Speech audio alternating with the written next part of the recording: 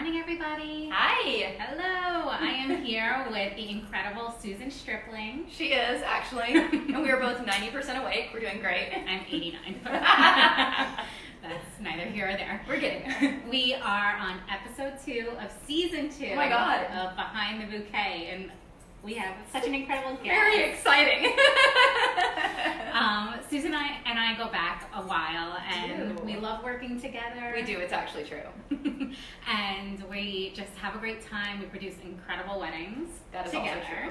Facts. And you just need to learn from this woman and understand her process. And we can talk photos and You can talk about whatever you want. Yeah, I know. I'm trying to think about what I want to talk about. This is very exciting. I have no idea what she's going to say, so anything can happen right about now. Yeah. So I love to start with a background, kind of Sure. general, and Sure.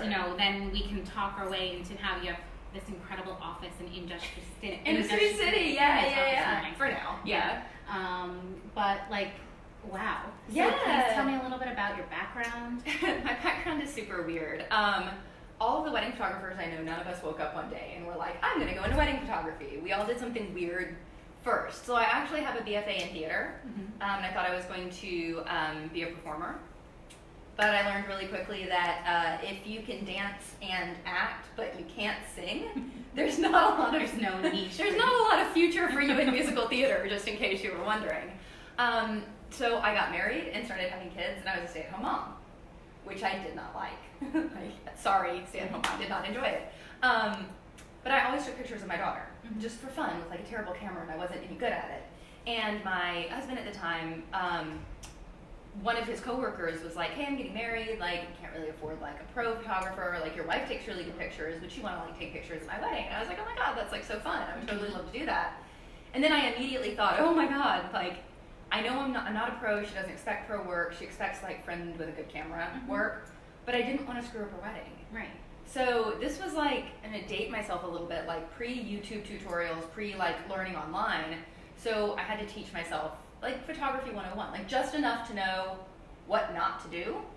And so I went out and I shot her wedding.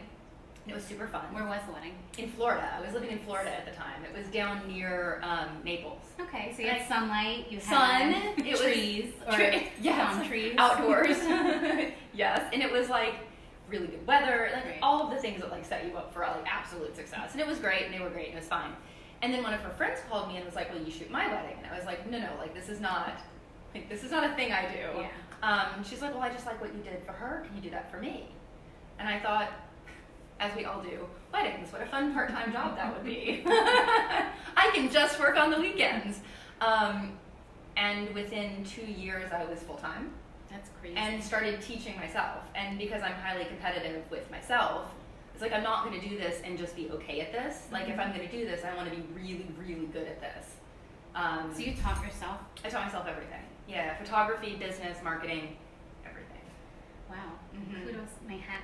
I don't have a lot of other hobbies, but I'm really good at those things. Yeah. And so was this one of the first? No. Actually been guests at weddings. Yeah. No. So you were just kind of really I was a thrown in. baby. I was 23. I had gotten married. My best friend had gotten married, and I think I'd gone to an uncle's wedding earlier in my life. So I didn't even. So you're I think they cut a cake. I mean, I knew about weddings from movies. Right. Yeah. And my own, but my own was a brunch wedding, so it didn't really count. And I was just yeah, I'm just gonna jump in here and I'm gonna do this. And this sounds super fun. Is there something from that first wedding you shot as a newbie that you still carry with you? Not this overthinking day? things, Not overthinking honestly, things. because I have a tendency to get really up in my head and start trying to think what's gonna happen next and where are we gonna go with this and what's the next thing gonna look like. And I see a lot of photographers do that as well. But learning how to you don't have to take 500 pictures every single second. Right. Stop and think and be deliberate with your actions. And I was deliberate with my actions in my first wedding because I had no idea what I was doing. Right.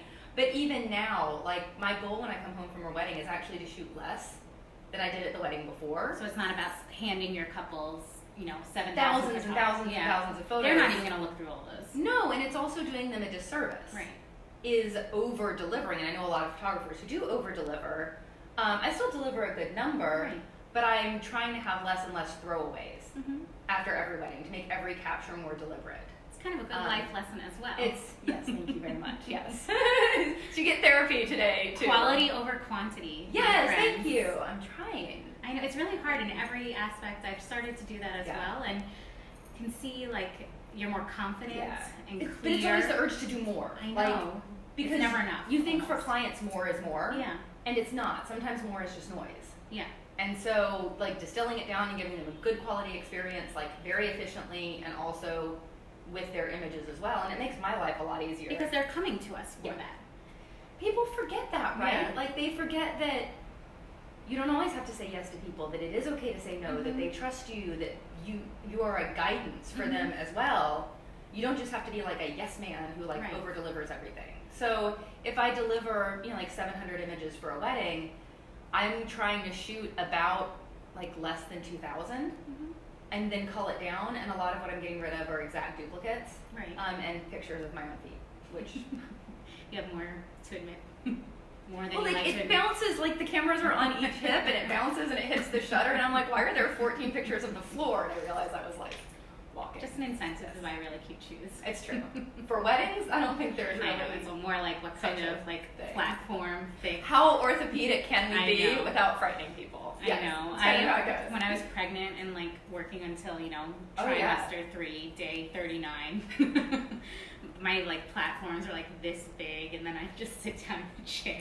When I was pregnant with my second daughter, like 15 years ago, I shot my last wedding at like 39 months. I was not pregnant for 39 months. Like 39 weeks and like 3 days. I know. And I had a second photographer with me, and like the clients knew full well, and I was still like, this is so dumb. Yeah. But that was real dumb. Don't do that. I'm sure you got good pictures. Sure, I think. So what do you do with a couple who, like, if I was your client, I am not a fan of being behind the camera. So even this, like, I'll just like look at it and press the like button, and then like we will go on. Yes. But like, how have you learned to coach someone into feeling comfortable? And I'm sure different body types have different postures that work really well. So I'm sure part of your service is learning your client. And that engagement shoot is pretty helpful, I'm sure. It's actually not for me. And it's interesting because this is probably like advice that no other photographer gives ever, but it used to be.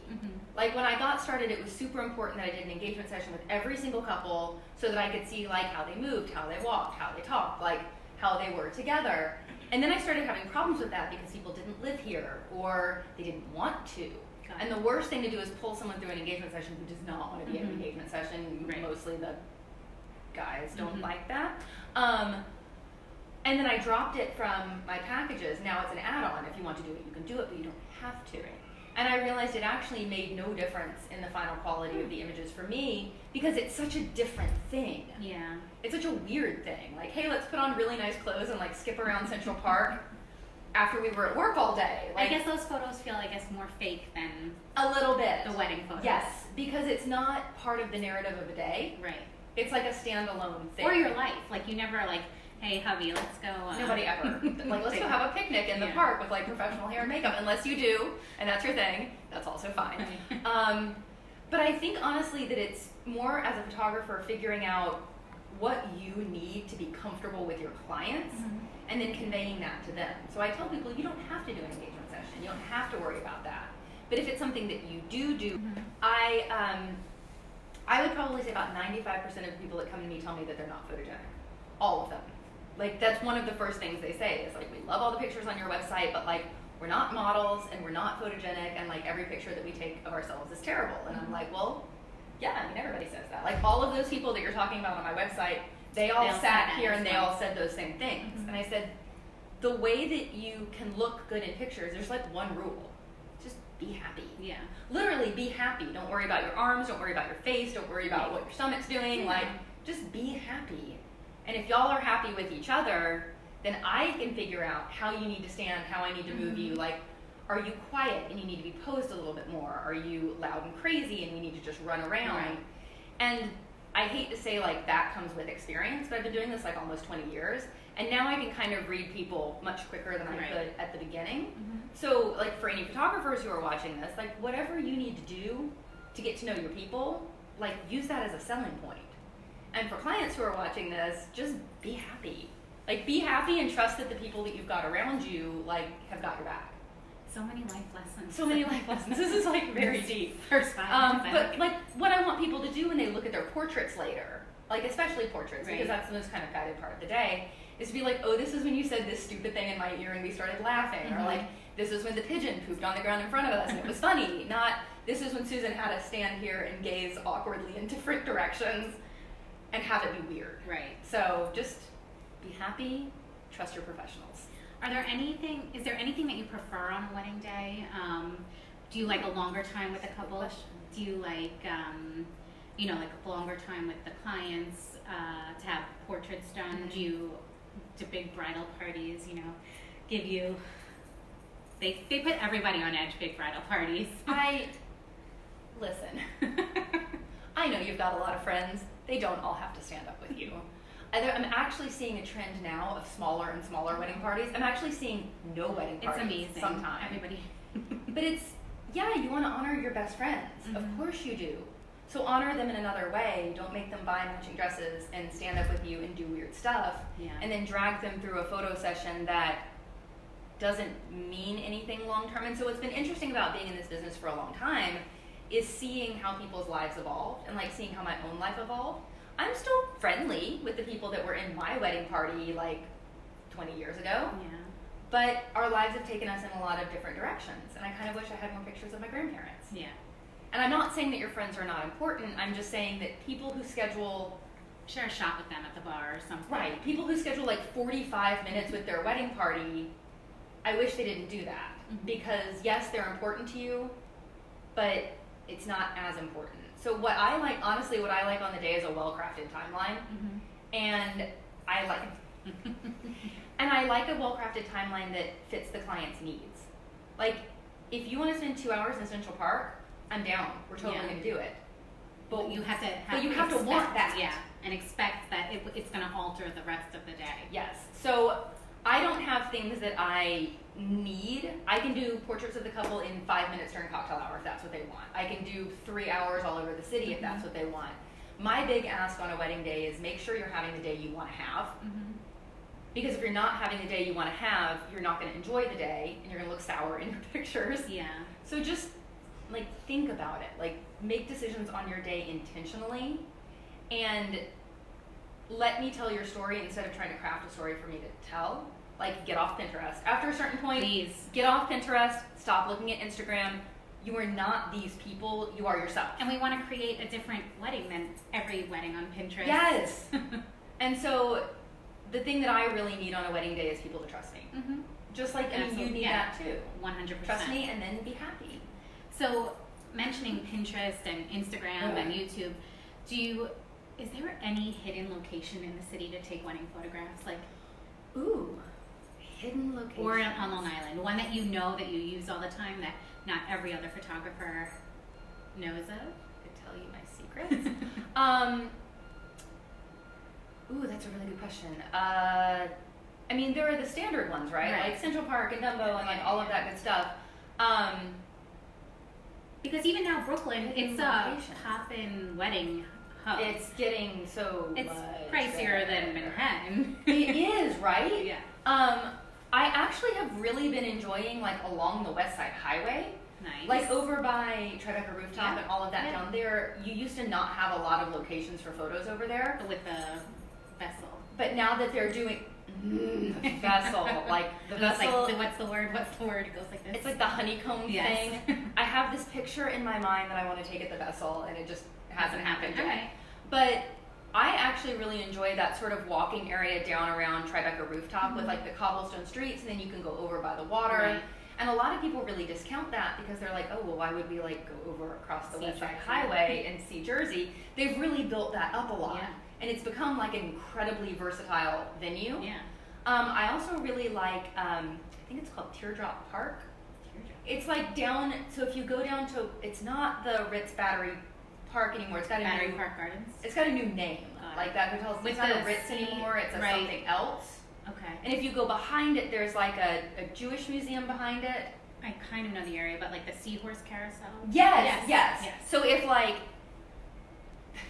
This is the city. Yeah, and Yeah. if you go more up into the city, like if you cross around and go up into the city, there's something called Teardrop Park over there, and there's a lot of like waterfront area over there that has really been built up, but it's not super popular.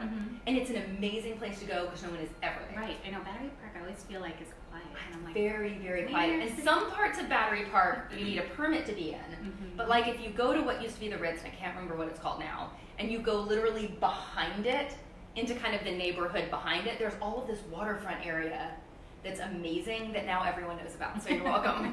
But that's kind of one of my favorite spots because it's very city, yeah. but it doesn't look like everywhere else in the city, and you get trees, and you get city, and you get water, and you get, like, it's very versatile. So, yeah, it's pretty great. So I think one of the things I admire about you is that you've really honed in on your style. Yeah. Like, I could see a photo in a magazine and be like, that's Susan's. You know it's mine. I know it's Susan's. Yeah. How, from that first wedding you did in Florida to 2020, how has that evolved, or, like... It's a really good question. Yeah, how have you made it your own? So I always went into this with a very theatrical mindset. Like, that's a good word for your, like... Very theatrical, because I had to put this BFA in theater somewhere. But that was all of the stuff that I was drawn to, was theater lighting and set lighting and all of that. And very early on in Florida, all of my weddings were at the beach. They all took place in like blazing sunshine. Like we were all just dying. That's one of the first things, Pretty like much. the first rookie mistakes you make as like a photographer, as a wedding planner. You know, no pictures on the beach at 2 p.m. Please don't do that. Like, don't do it.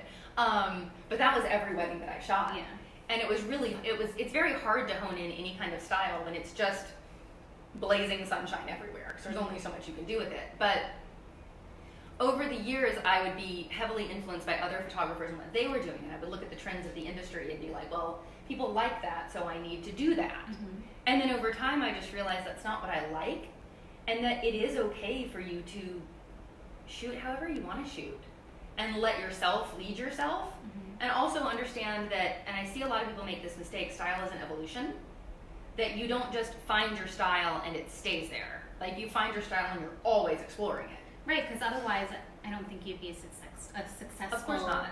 like, person. It would stop. Or business. Like, you would just kind of stop. So people view style as a marathon. When they're like, well, when I find my style, I'm like, I've made it. I'm like, well, when you find your style, yeah, but then you're constantly churning it over and over again. So I had to kind of, I don't want to say stop looking at what other people were doing, but kind of stop looking at what other people were doing. And it's make, so hard nowadays. It's because everything is in your face. Like, everything is right up in your face. Yeah. And it's all on Instagram, and it's just kind of an assault of the senses. When I have to come up with an idea for a wedding, like, Yeah. I turn everything off, and I just have pen and paper, and you should see some of the stuff is like garbage, but then you start to get, it's like a process. Yes. And it doesn't happen in an hour, and it doesn't, like, I'm more of like a nighttime yoga class, like, Nice. it comes and hits me. And I found that, like, I actually get most of my inspiration about photography, not from photography. So I used to spend a lot of time looking at other wedding photographers and other photographers and like what they did and so on and so forth. And then I realized that's not, it's just making me be derivative. So now I get it more out of movies and TV because TV's gotten so good, and like actual art, and then actually living my life. Yes. So there's a huge, I mean, this is like therapy hour here all of a sudden. But I found that actually stopping trying to develop my style and trying to develop myself as a human being with like friends and interests and hobbies made me a more well-rounded person, which made me a better artist. So you need your clients to be happy on the wedding day, Yes. and then you need to be happy. You have to be happy too. Yes, Like, so you can produce the work. but you can't just live in work, and work can't be the thing that Boundaries. makes, yes. And Yes. well, we're getting so far. It's like we this is taking a turn. Yes. But I find that the more time I spend with my friends, the more I get out, the more I go to the gym, the better I eat, like, just the better I sleep, I'm a better human, which makes me a better artist, which makes me a better business person. So, like, you can't just live in your business bubble and be happy. It's like, And it's hard in the being at service top. industry. It's so hard. It's so hard. Because you are your business. Yes. Yeah. But yes, We derailed. as it is, as it was January, and But we're like, supposed when you to think be. back about, like, even when you're talking about wedding planning and wedding photography and like being a client in a wedding, like, you can't just plan your wedding and you can't just pin everything on your wedding. You have to also be out there, like, Yeah. nurturing your relationships and Yes. being happy, and then you're going to look better in your pictures, and you're going to have a more fun day, and just, Yes. it's our life lesson. This is why we get along so well. This is true. So maybe you could talk, Susan was telling me about this fun I was like, what was I telling you? I was telling you lots of things earlier. maternity shoot that you did yesterday, or a couple of days ago in the Yeah. studio. Yeah. And so it's Built a probably set. like a Yeah.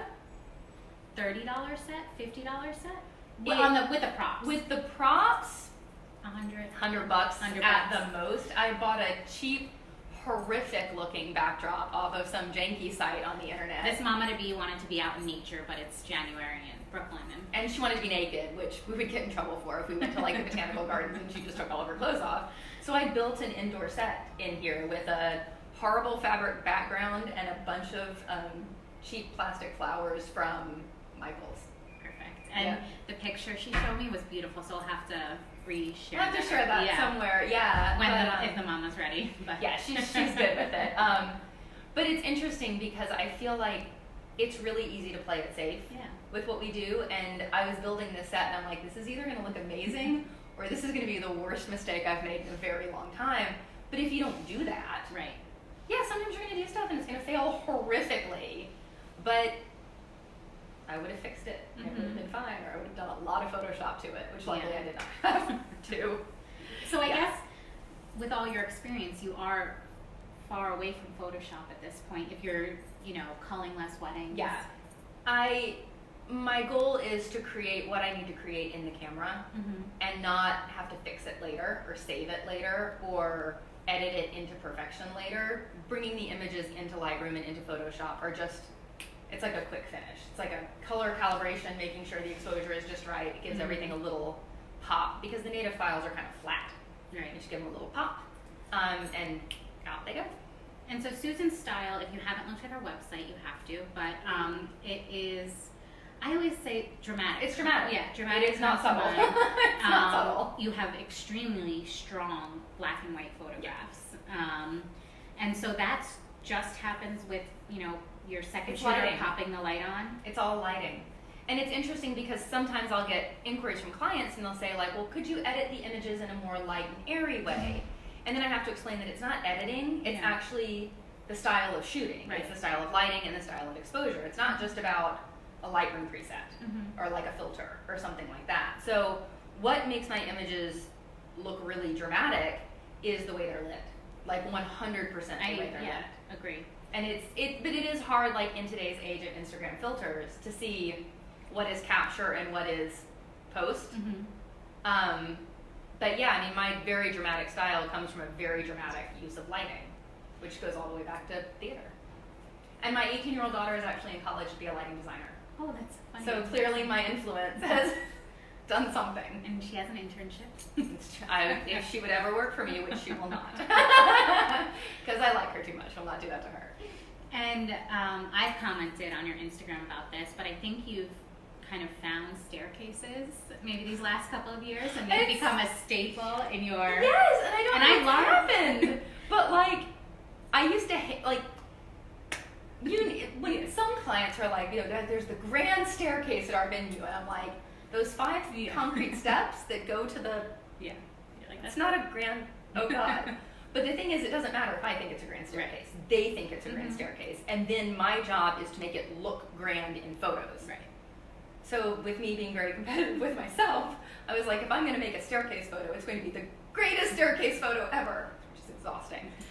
So it's really just a matter of like the lenses I choose and my perspective and how I light things. Yes, I feel like you're Get crouching. down, Yes. Because if a staircase is little and I want to make it look grand, I'm going to kind of go wide angle vertical and get down kind of low, and it makes it look like it swoops up and away. But then a lot of it has to do with lighting. And I've actually had clients ask, they're like, how do you get all of these staircases in like the setting sun like this? And I'm like, oh no, the sun is not set there. Like they have a shot at Estate at Florentine Gardens, and people are like, well, what time do we have to be in the lobby for the sunset? For that. And I'm like, oh no, the sunset's on the other side of the building. That's not real light. That's like me out in the parking lot throwing a light through a window. So if you need a sunset on your staircase, we'll make it for you. And it's always helpful, correct me if I'm wrong, if your wedding planner knows how to flip the veil. I thought that was so much fun. I'll be like, yeah, I'm doing a lot of stuff over here, but can you also come over here and help me out? Like, throw it and then run really fast. So yes, not only can we make a fake sunset for you, we can also make a fake indoor breeze for you apparently as well. And that whole series we do it all. was like, we do it all. Was so awesome. That was so awesome. I know, I have to was look fun. back at those photos. Is there anything else you want to share? I feel like we've covered a lot. We covered it. This has been like very life coachy, but I mean, honestly, and I know that this is not, it's not photography advice, but it really is legit the best advice I have, because people do come to me and they're like, we're uncomfortable being photographed. What do we need to do to make our wedding pictures great? And it's two things. Just trust me, be happy. Yeah. And that's it. I've got you on posing and lighting and setting things up, and like, trust me, I'm gonna make those things happen. But you have to be super happy and happy that you're marrying each other. Right. And I can take care of all of that. Everything else. I always try to relay this information to my couple. Like, obviously, you get what you pay for, Of but course. also, you know, choosing quality vendors. Yes. That some of that price tag comes with, you know, experience, trust, what they know, how they work together with other people. Not that I mind working with outside vendors. Of course. But you and know, it's ability always, to roll with any type of situation. Like, Right. is it pouring rain and we have to go inside? right. Like, And that's not the can end of you- the world. Can you handle this super quickly in a way that like makes your client super comfortable? Yeah. So yeah, a higher price tag does come with more experience and more ability to handle things and more ability to take care of you and be cool and make you happy and be super relaxed, and all of that is bundled in together. And meanwhile, we're like huddling in the coat room, being like, "You go that way, you go that way." Or we do this like photo session and it's so amazing, Yes. and then they're like, "We're gonna go to cocktail hour," and I'm like, "Have so much fun," and then I go into the ballroom and I'm like, I have to lay down under a table for 5 minutes, but I'd bring you a drink. we've all been there. It's fine. I think 2020 trends. 2020 trends. Yes, let's just touch upon this. I'm actually curious to hear what you were thinking about 2020 trends. you know, I think it's all in the design. It's all about mix matching stuff. Yes. We're done with the ball on top of the vase. Can we please yes, be done with please the ball be on done top with of the the ball on top of the vase? vase. And It's a look. it's broken up flowers. It's and I think we're almost done with white and greens, which is so nice. Bless. Bless. And I'm seeing more of a trend, like I said earlier, of less huge wedding parties. yes, Less, people are doing less formal stuff they don't want to do. They're cutting cakes less. I know it. They're not garter and bouqueting anymore. They're looking at traditions that used to be like, well, we don't really want to do this, but we kind of have to do this anyhow. And they're saying, I don't want to do that. It's bringing And then they're not doing it. less stuff in, but spending more on the design. Yes. And the major Experience. Yeah. experience of the wedding. So guests walk in and it really is a moment where they're like, Yeah. wow, this Yeah. is beautiful. You know, the lighting is perfect. Yeah. The table's set. It's unique to the couple. So a Yeah. lot more like china coming in and different textures. Yes. So a lot Makes me more, very which happy. makes the photographs Easier. I'm not gonna lie, it makes it a lot easier. But also people giving less of a crap about stuff that doesn't matter. Yeah. Like the stuff that the blogs used to force on them for years. You have to have this, and you have to have that, and you have to have that. And people would be like, okay. Now they're looking at it and they're like, yeah, we don't care. We just want to have a really good time. There and we are want no it to be rules beautiful." anymore. And I love that. Yeah. Which means that people come to me and they're like, we just want you to tell our story. I'm not getting the shot list from the knot anymore, and I'm not getting like people being super stressed out about, well, did you get a picture of my shoes on my invitation with my rings? They're like, we just want it to be nice. And so there's like a freedom in it now. Which that's we've all kind worked of very really hard nice. for. We have been trying for this for a long time, okay? Like, seriously. But I also think that it just reflects, like, what I'm seeing in the world in general is people's desire for more compassion and more kindness and more human connection and getting off the internet a little bit and spending time with people. And that's reflecting in the events that they're throwing Yes. and the vendors that they're choosing. And it's just becoming a more, like a warmer, Compassionate affair. more personal Yes. all the way around. And it removes all of the obstacles that make my job harder. And then it means that we just get to connect. Right. And it's kind of amazing. And I kind of really hope It continues that that way. continues. Like a lot. Absolutely. Like, please. Get off of Pinterest. We are all fine. Are you fully booked for 2020 or? I'm you not. No. No, I am fairly booked, but I have some, as you do, some Yeah. super random popular dates that are still just out there. Sitting wide open, I have space for probably about 5 or 6 more. All right. Or if I'm being me, like 10 or 15 more, to be honest. Yeah, it's a good year. 10, 10, 20, I can't help you. And I have not been able to help you for that date for quite a while. That's the day that everyone in the world is getting married. And June 20th is big. Oh yeah, I can't help you there either. I can't help you there either. But no, I'm not completely booked. And I don't have a number that I cap myself at. I have a capacity that I cap myself at. Yeah, we're the same way. It's more like I can't do anymore. Right. Like, and that number could be 35 and that number could be 50. It just depends on like the weight of each wedding and the obligation and the travel. The most I ever did in a year was 55. It's a lot of weddings. That is not happening again. Last year I think I did 37, Nice which felt really good. Yeah. And I was able to give dedicated time to each client and like it was really nice. So yeah, I'm at about 33 right now. I think. Perfect. Somewhere in there. And it's only January. Oh, no, it is Wait, February. no, it's not. So it's February. I don't even know. Feels like it's been 2020 for like 9 years. So we're in that weird place in between the end of last season and the true start of this season, where it's all just kind of like fits and starts. But yeah, I have a small wedding on March 7th, and then the season really starts for me. It actually really starts for me then. So yeah, I got like another month to breathe. We have some smaller things, but then in May, the other M one. We don't know. I have no idea. I can recite you every single Saturday for the entire year, but it's also convention season for me right now, and I do a lot of speaking and I do a lot of teaching, so I have like. So you're going. It's a lot. Yeah. There really is no downtime. Well, thank you for making. Oh my God, this was so much fun! Thank you for letting me run my mouth about Absolutely. the importance of being happy for an inordinately long amount of about. time. Yeah. And photography. But I mean, I feel like it was all helpful. Absolutely. And a lot of times when you sit down and you get like a list of tips, it feels almost like lessons of like, I have to do this and I shouldn't press my arms against my body and I shouldn't do these things. And it's just be happy and trust your people. Absolutely. And that's really all you need. Well, on that note, it's the theme of 2020, you guys. Thank you, everyone, for tuning in. Thank you. Wow, this was so much fun. This was great. And I like a wedding, maybe. It'd be fun. Good idea. We are back at you next week with a great interview with Ari from Bespoke. Ooh, I know, good one. He's great.